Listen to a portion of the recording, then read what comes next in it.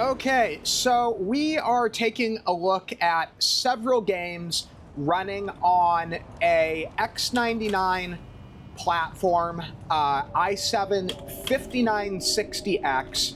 So this was the top end X99 chip for the first generation of X99. So X99 was sold as 5th and 6th gen. The 6950X was the top chip of the 6th gen systems, and then the 5960X was the top of the 5th gen. Bang for the buck, I find the 5960X is really where it's at. I think the 6950 was actually slower per core, though, because it was a 10 core. But I don't remember the speed, but I think it was more of a core-focused chip. And then we've got a Nvidia GeForce Titan X, Titan X Pascal. So for those who don't know what this is, both the Titan XP and Titan X Pascal were both Pascal-based. The Titan XP is the more desirable version, and that was the version that was essentially a 12 gig 1080 Ti, whereas this one is the essentially 12 gig GTX 1080. I'm gonna guess the difference between this and the 1080 is bigger than the difference between the Titan X Pascal and the 1080 Ti, because the 1080 vanilla was an 8 gig card, whereas this is a 4 gig card.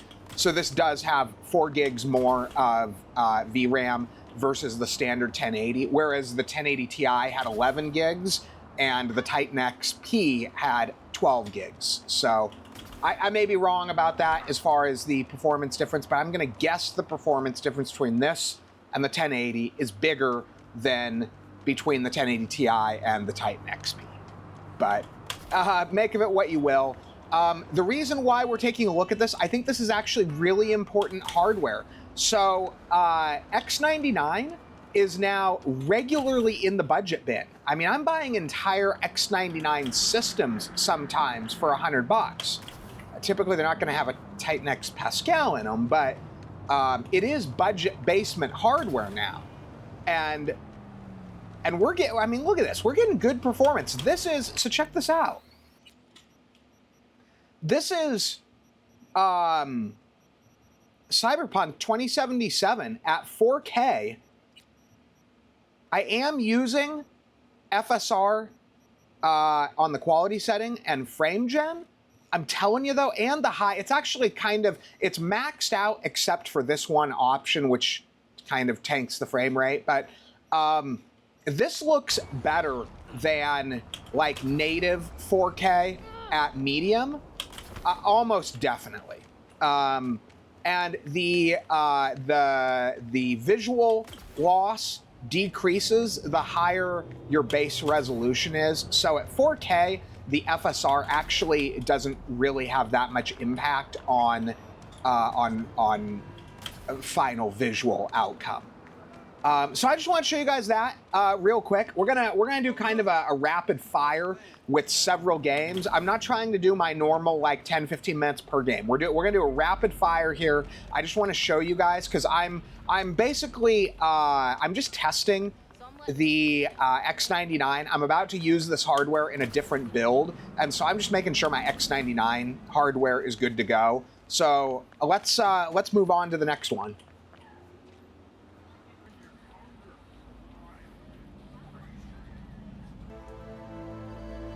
Okay, so this is the next fairly modern title that we're gonna look at.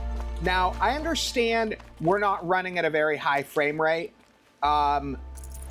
Personally, I find that this is a game that I don't need that high of frame rate on. Now, your opinion may vary, but let's take a look at what we're looking at here on settings. So we are running 4K. Oh, I thought that was on. Okay.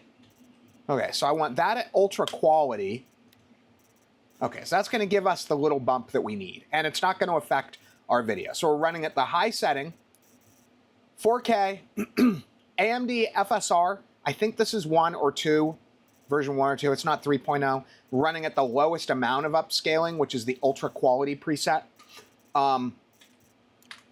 So taking a look, yeah, it didn't make any visual difference. That gets us right up where we want to be as far as frame rate.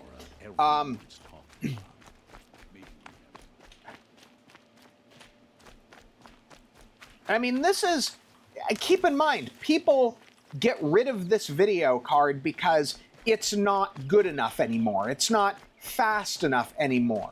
This is the experience that people are saying isn't good enough.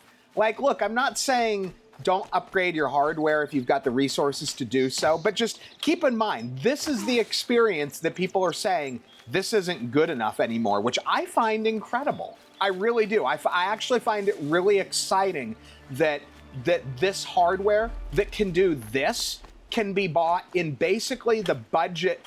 I keep trying to double jump. A bunch of my games I can double jump. I keep trying to double jump. This is the experience that people are saying isn't good enough.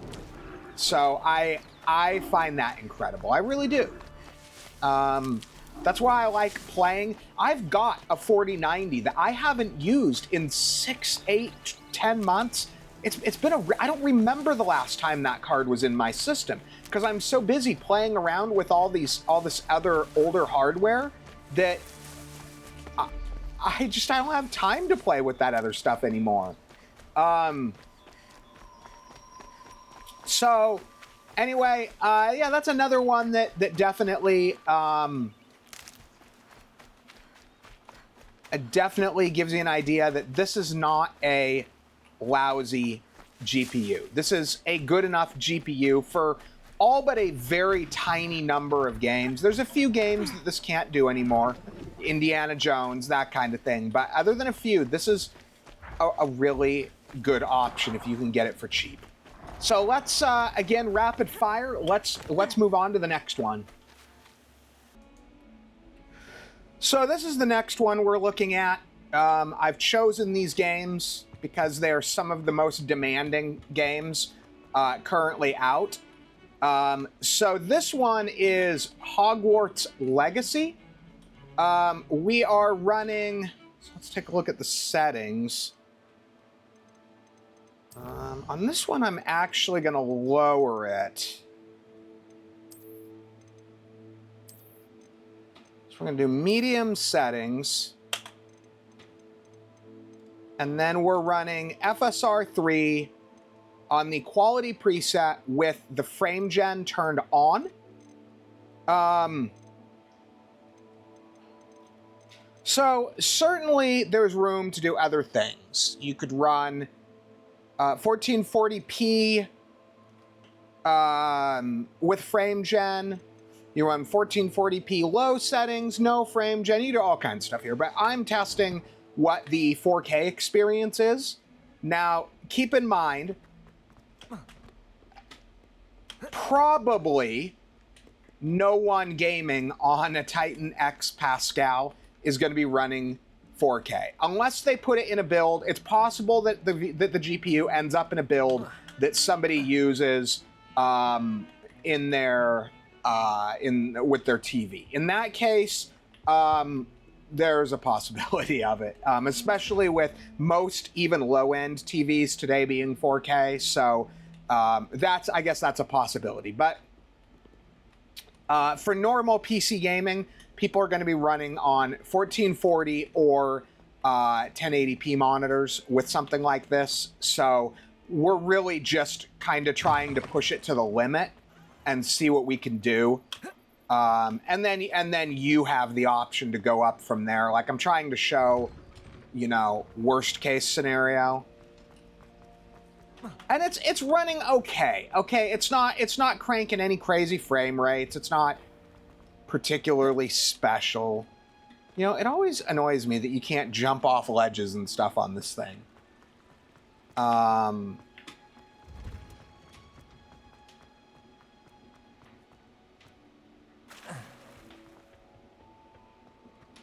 But it looks good.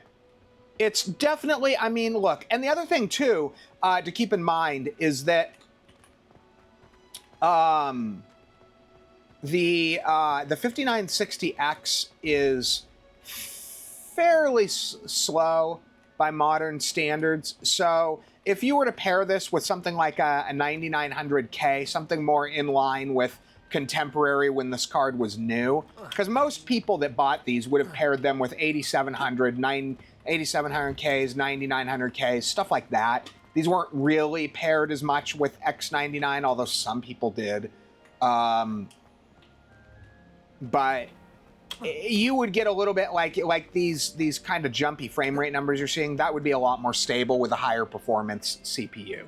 But let's move on to the next one and just kind of keep rolling through just, you know, what to expect with this GPU paired with older high-end CPU hardware.